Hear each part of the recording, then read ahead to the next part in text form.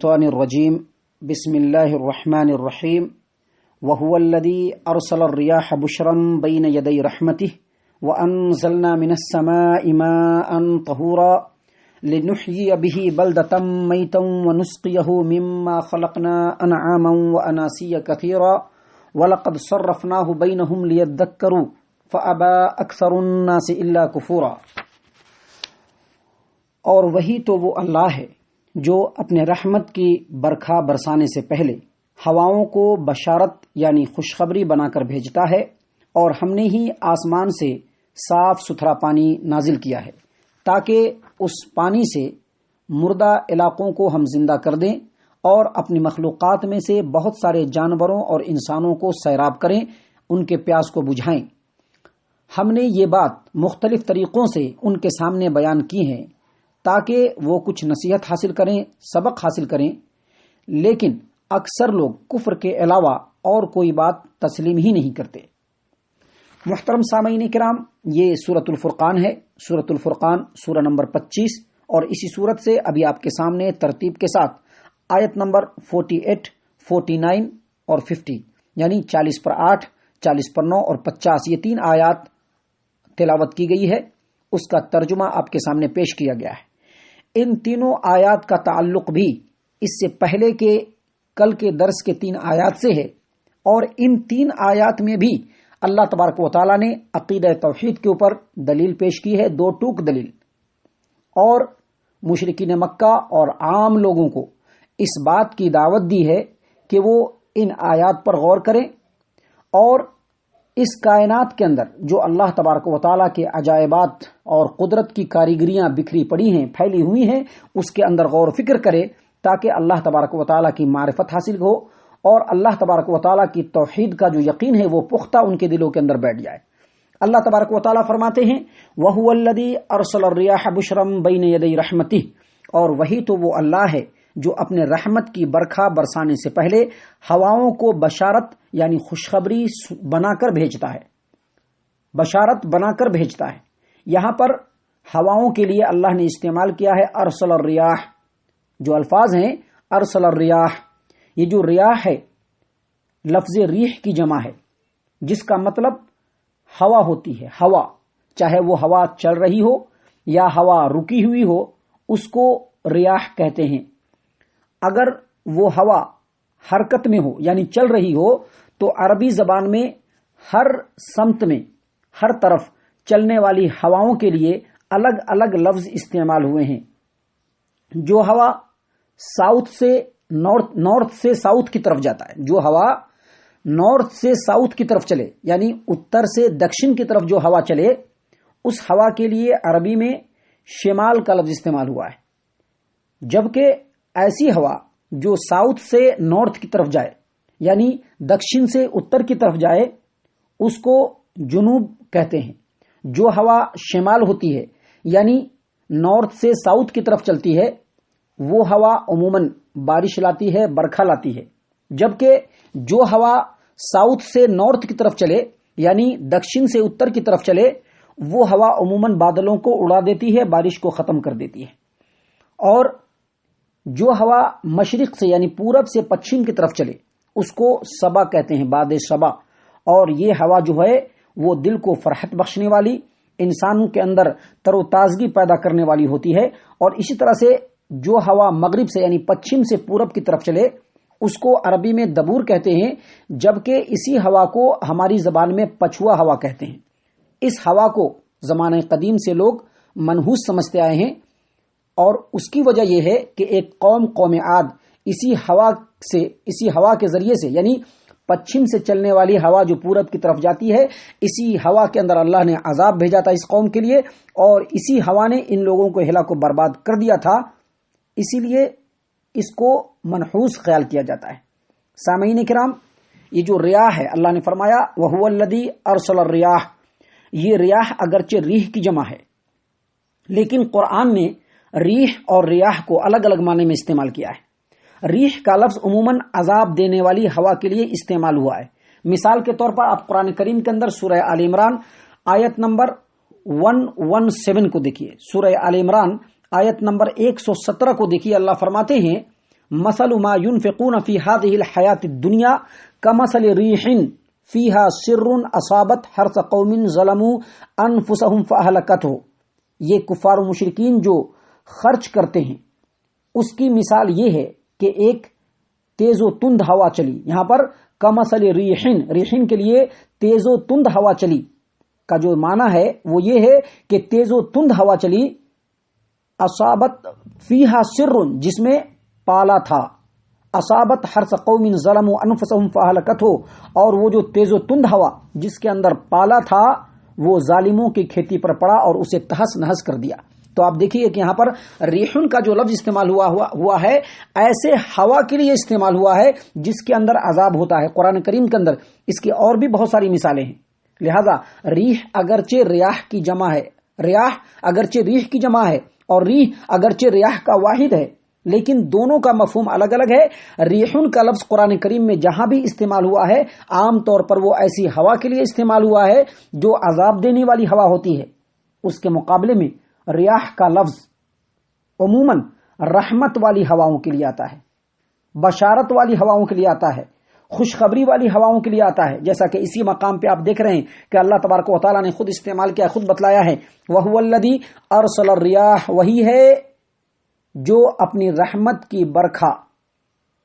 هُوَ الَّذِي أَرْسَلَ الرِّيَاحَ بُشْرًا بَيْنَ يَدَيْ رَحْمَتِهِ، وہی ہے اللہ جو اپنی رحمت کی برکھا برسانے سے پہلے ہواؤں کو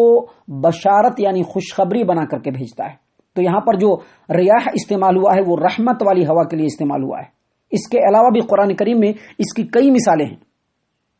اور رحمت لانے والی ہواؤں کے لیے جو ریاح کا لفظ یعنی جمع کا صیغہ جو استعمال ہوا ہے وہ غالباً اس لیے استعمال ہوا ہے کہ صرف ہوا نہیں ہوتی ہے بلکہ اس کے اندر پانی کا بھاپ بھی ہوتا ہے. پانی کا بھاپ بھی ہوتا ہے. سورج کی یا آگ کی حرارت سے پانی کی سطح پر جو پانی کے بھاپ اٹھتے ہیں ان کی خصوصیت یہ ہے کہ وہ سیدھا اوپر کو اٹھتے ہیں اور ان بھاپ کو ہوائیں کسی خاص سمت میں جس طرف اللہ کو منظور ہوتا ہے اڑاتی ہوئی لے جاتی ہیں، اور جس مقام پر اللہ تعالیٰ کو بارش برسانا منظور ہوتا ہے وہی بھاپ پھر پانی بن کر کے وہاں پہ برس جاتا ہے. لیکن اس سے پہلے ایسے پانی سے لدی ہوئی ہواؤں کے ٹھنڈے جھونکے آنا شروع ہو جاتے ہیں جو ایک طرف تو بارش کی آمد کی خوشخبری بتاتے ہیں، دوسری طرف لوگوں کے دلوں کے اندر عجیب طرح کا سرور اور خوشی اور مسرت محسوس ہوتی ہے. اسی لیے اللہ تبارک و تعالیٰ نے یہاں پر بیان فرمایا وہی وہ اللہ تبارک و تعالیٰ ہے جس کی یہ کاریگری ہے، جس کا یہ کرشمہ ہے، جس کی یہ قدرت ہے کہ اپنے رحمت کی برکھا برسانے سے پہلے ہواؤں کو بشارت بنا کر خوشخبری بنا کر بھیجتا ہے. اور اس کے بعد اللہ فرماتے ہیں وَأَنزَلْنَا مِنَ السَّمَاءِ مَاءً طَهُورًا، اور ہم نے آسمان سے صاف ستھرا پانی اتارا ہے. صاف ستھرا، ہم نے آسمان سے صاف ستھرا پانی اتارا ہے. محترم سامعین کرام، یہ جو بھاپ ہوتے ہیں عام طور پر سمندر کی سطح پر سورج کی گرمی پڑنے سے اٹھتے ہیں. اس بھاپ کے اندر پانی ہوتا ہے جس کو آبی بخارات کہتے ہیں. ابھی جو پچھلی 3 آیتیں جو کل آپ کے سامنے پیش کی گئی اس میں سایوں کا ذکر ہے، رات کے پرسکون ہونے کا ذکر ہے اور دن کے وقت کام کاج کرنے کا ذکر تھا. یہ سب باتیں سورج سے متعلق ہیں. یعنی سایہ ہوتا ہے وہ سورج کے طلوع اور روشن ہونے کی وجہ سے ہوتا ہے. رات جو پرسکون ہوتی ہے سورج کے غروب ہو جانے کی وجہ سے ہوتا ہے، اور دن کے وقت جو انسان کام کاج میں مصروف ہوتے ہیں وہ بھی سورج کے طلوع ہونے کے بعد ہی ہوتا ہے. یہ ساری باتیں سورج سے ہی تعلق رکھتی ہیں اور بارش کا سلسلہ بھی سورج سے ہی متعلق ہے، کیونکہ سورج کی گرمی جب سمندر کی سطح پہ پڑتی ہے تو وہاں سے بھاپ یعنی آبی بخارات، پانی کا بھاپ جو ہے وہ اٹھتا ہے، آسمان کی طرف نکلتا ہے اور پھر ہوائیں اس کو لے کر کے اللہ کے حکم سے بادل بنا کر کے جدھر چاہتا ہے اللہ تبارک و تعالیٰ ان بادلوں کے ذریعے سے اس بھاپ کو پانی سے کنورٹ کر کر کے برسا دیتا ہے. اسی نسبت سے اس کے ساتھ ہی اللہ تبارک و تعالیٰ نے یہاں پر ذکر کیا ہے کہ جہاں وہ اللہ تبارک و تعالیٰ کے وحدانیت کے اوپر بھرپور اور 2 ٹوک دلیل ہے، وہیں بھاپ کا جو ہے اوپر اٹھنا اور پھر ہواؤں کے ذریعے سے بادل بنا کر کے اللہ تبارک و تعالیٰ اس بھاپ کو پھر پانی میں کنورٹ کر کے بارش کو برساتا ہے، اس میں بھی اللہ تبارک و تعالیٰ کے قدرت کی بہت بڑی کاریگری ہے. یہاں پر یہ بات واضح ہو گئی کہ سمندر کا جو پانی ہوتا ہے یہ بھاپ بن کر کے اوپر اٹھتا ہے اور بادل بن جاتا ہے، لیکن یہ بات بھی بالکل واضح ہے کہ سمندر کا پانی انتہائی کڑوا ہوتا ہے، سخت نمکین ہوتا ہے، اور اس میں کئی طرح کے کیمیائی اجزاء ملے ہوتے ہیں۔ سمندر کا پانی اگر جسم کے کسی حصے پر لگ جائے تو چبھنے لگ جاتا ہے، اور جب تک اسے صاف اور سادہ اور میٹھے پانی سے دھویا نہیں جائے چین نہیں آتا۔ لیکن حیران کرنے والی بات یہ ہے، دلوں کو اور انسان کے ذہنوں کو حیران کرنے والی بات یہ ہے کہ یہ جو بھاپ جو سمندر کی سطح سے اٹھتا ہے اور جب وہ جا کر کے بادل میں بارش بن جاتا ہے، اور جب بارش برستی ہے تو اس میں نہ تو نمک کی آمیزش ہوتی ہے اور نہ ہی کسی دوسرے کیمیکل کی، حالانکہ ہم لوگ خود یہ تجربہ کر چکے ہیں، انسانوں نے یہ تجربہ کیا ہے کہ یہی آبی بخارات یعنی پانی والا بھاپ، اس کے ذریعے سے عرق کشید کیا جاتا ہے، عرق نچوڑا جاتا ہے۔ مثال کے طور پر سونف کا عرق نچوڑا جاتا ہے یا گلاب کا عرق نچوڑا جاتا ہے، تو اس سونف کے عرق میں سونف کا ذائقہ بھی ہوتا ہے، اس کی تاثیر بھی ہوتی ہے اور اس کا مزہ بھی ہوتا ہے۔ اسی طرح سے گلاب کا جو عرق نچوڑا جاتا ہے یہ بھی پانی کے بھاپ کے ذریعے سے ہی نچوڑا جاتا ہے، لیکن اس کے اندر گلاب کی خوشبو بھی ہوتی ہے، گلاب کا ذائقہ بھی ہوتا ہے، یہاں تک کہ گلاب کی تاثیر بھی ہوتی ہے۔ لیکن سمندر کے اس آبی بخارات یعنی بھاپ والے پانی سے اور اس کے ذریعے سے کنورٹ ہونے والے پانی سے جو برسنے والا پانی ہوتا ہے، ہر قسم کے اثرات سے بالکل پاک صاف ہوتا ہے، ہر قسم کے اثرات سے بالکل محفوظ ہوتا ہے، اور یہ پانی خود ہی پاک صاف نہیں ہوتا بلکہ دوسری چیزوں کو بھی گندگی، غلاظت اور نجاست سے پاک صاف بنا دیتا ہے۔ اسی بات کو اللہ تبارک و تعالیٰ نے یہاں پر بیان کیا کہ اسی بھاپ سے جو بادل بنتا ہے، اس بادل سے اللہ تبارک و تعالیٰ جو بارش برساتا ہے، اللہ فرماتے ہیں وَأَنزَلْنَا مِنَ السَّمَاءِ مَاءً طَهُورًا، ہم نے ہی آسمان سے بالکل صاف ستھرا اور نتھرا ہوا پانی نازل کیا ہے، برسایا ہے۔ اللہ آگے فرماتے ہیں لِنُحْيِيَ بِهِ بَلْدَةً مَيْتًا وَنُسْقِيَهُ مِمَّا خَلَقْنَا أَنْعَامًا وَأَنَاسِيَّ كَثِيرًا، تاکہ ہم اس پانی سے مردہ علاقے کو زندہ کریں، یعنی جو کھیت بالکل مرجھا گیا ہے، جہاں پہ کھیت جو ہے نشو و نما نہیں پا رہا ہے، ہریالی نہیں ہو رہی ہے، اس پانی کو برسا کر کے کھیت کو بالکل زندہ کر دیتے ہیں، ہرا بھرا کر دیتے ہیں، لہلہانے لگتی ہے، اور مخلوقات میں سے بہت سارے جانوروں اور انسانوں کی پیاس کو اللہ تبارک و تعالیٰ اس پانی کے ذریعے سے بجھا دیتا ہے۔ اب یہاں پر غور کرنے کی بات یہ ہے کہ سمندر کا پانی جو ہوتا ہے، اگر اپنے اس کے اصلی حالت میں، سمندر کے پانی کو اگر اصلی حالت میں اس پانی سے کھیت کو سیراب کیا جائے، کھیت میں وہ پانی پٹایا جائے، کھیت کو وہ پانی پلایا جائے، تو کھیتی مرجھا کر تباہ و برباد ہو جائے۔ اگر کوئی جاندار اس پانی کو پی لے تو وہ پانی اس کے اتڑیوں کو کاٹ کر کے رکھ دے، آنت کو بالکل کاٹ دے یا پھر بالکل زخمی کر دے، ڈیمیج کر دے۔ لیکن سمندر کے پانی سے جو اٹھنے والا بھاپ ہوتا ہے، جب اس کو اللہ تبارک و تعالیٰ بارش کے پانی میں منتقل کرتا ہے، کنورٹ کرتا ہے، تو کیا نباتات، کیا حیوان، کیا انسان، سبھوں کے لیے یہ پانی حیات بخش ہو جاتا ہے، آب حیات ہو جاتا ہے، کھیتیاں لہلہانے لگتی ہیں، جاندار مخلوق بارش ہونے سے پہلے ہواؤں کے آمد پر ہی مسرور ہو کر جھومنے لگتے ہیں، اور بارش کے بعد ہر ایک چیز تر و تازہ نظر آنے لگتی ہے۔ نباتات سے ہی جاندار مخلوق کو غذا حاصل ہوتی ہے، اور اس کے لیے پانی اللہ تبارک و تعالیٰ صاف ستھرا پانی دیتا ہے جو بارش کی شکل میں اللہ تبارک و تعالیٰ برساتا ہے۔ اسی بات کو اللہ نے یہاں پر فرمایا کہ اس پانی سے ہم مردہ علاقے کو زندہ کر دیں، ہمارا یہ منشا ہوتا ہے، ہم یہ پانی جو صاف ستھرا برساتے ہیں تاکہ اس پانی سے مردہ علاقے کو زندہ کر دیں اور اپنے مخلوقات میں سے بہت سارے جانوروں اور انسانوں کو سیراب کر دیں۔ اللہ تبارک و تعالیٰ اس کے بعد تمام انسانوں کو سمجھا رہا ہے، خاص طور سے مشرکین مکہ کو اور تمام انسانوں کو سمجھا رہا ہے وَلَقَدْ صَرَّفْنَاهُ بَيْنَهُمْ لِيَذَّكَّرُوا، ہم نے یہ بات مختلف طریقوں سے ان کے سامنے بیان کی ہے، مختلف طریقوں سے، کبھی اس طرح سے سمجھایا ہے، کبھی اس طرح سے سمجھایا ہے، کبھی قرآن کریم میں بار بار اس طرح کی بات کو اللہ تبارک و تعالیٰ نے مختلف انداز میں سمجھایا ہے۔ کیوں؟ لِيَذَّكَّرُوا، تاکہ لوگ اس سے نصیحت حاصل کرے۔ فَأَبَى أَكْثَرُ النَّاسِ إِلَّا كُفُورًا، لیکن اکثر لوگ کفر کے علاوہ کوئی بات تسلیم نہیں کرتے۔ جتنی بھی نشانیاں اللہ تبارک و تعالیٰ نے یہاں پر بیان فرمائی ہے یا قرآن کریم میں کہیں پر بھی بیان فرمائی ہے، جتنی بھی نشانیاں اللہ نے بیان کی ہے، جس انداز میں بیان کی ہے، انسان کو نصیحت حاصل کرنے کے لیے بس اتنا ہی کافی ہے۔ اللہ کی معرفت اور اللہ تبارک و تعالیٰ کی وحدانیت کو پہچاننے کے لیے بہت زیادہ ہے یہ باتیں، مگر انسانوں کی اکثریت ایسی ہے جو نہ تو ان باتوں پر دھیان دیتی ہے اور نہ ہی اللہ کی نعمتوں کا شکریہ بجا لاتی ہے، بلکہ بعض انسان تو ایسے غلط عقیدوں میں مبتلا ہیں جو یہ سمجھتے ہیں یا یہ خیال کرتے ہیں یا یہ عقیدہ رکھتے ہیں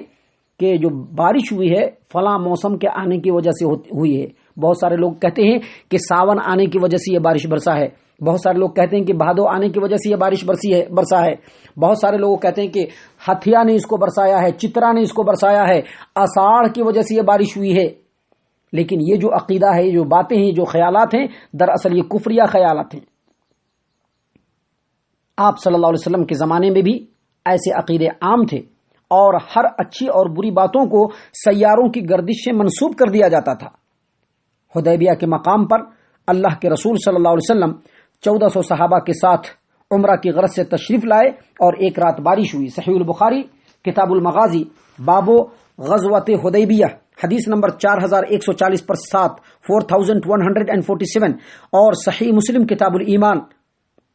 رات کو بارش ہوئی۔ اللہ کے رسول صلی اللہ علیہ وسلم نے صبح میں نماز پڑھا کر کے لوگوں کی طرف رخ کیا اور لوگوں کو کہا، اتدرون ماذا قال ربکم، تم کو معلوم ہے کہ تمہارے رب نے کیا فرمایا ہے؟ تم جانتے ہو کہ تمہارے رب نے کیا فرمایا ہے؟ ان لوگوں نے کہا کہ اللہ اور اس کے رسول زیادہ بہتر جانتے ہیں۔ آپ صلی اللہ علیہ وسلم نے فرمایا کہ اللہ تبارک و تعالیٰ نے کہا، اصبح من عبادی مؤمن بی وکافر، اللہ تعالیٰ نے فرمایا کہ میرے بندوں نے صبح کی تو کچھ مومن ہو کر کے صبح کی اور کچھ کافر ہو کر کے صبح کیے،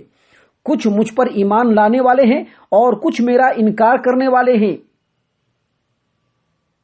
فَأَمَّا مَنْ قَالَ مُطِرْنَا بِفَضْلِ اللَّهِ وَرَحْمَتِهِ فَذَلِكَ مُؤْمِنٌ بِي وَكَافِرٌ بِالْكَوَاكِبِ،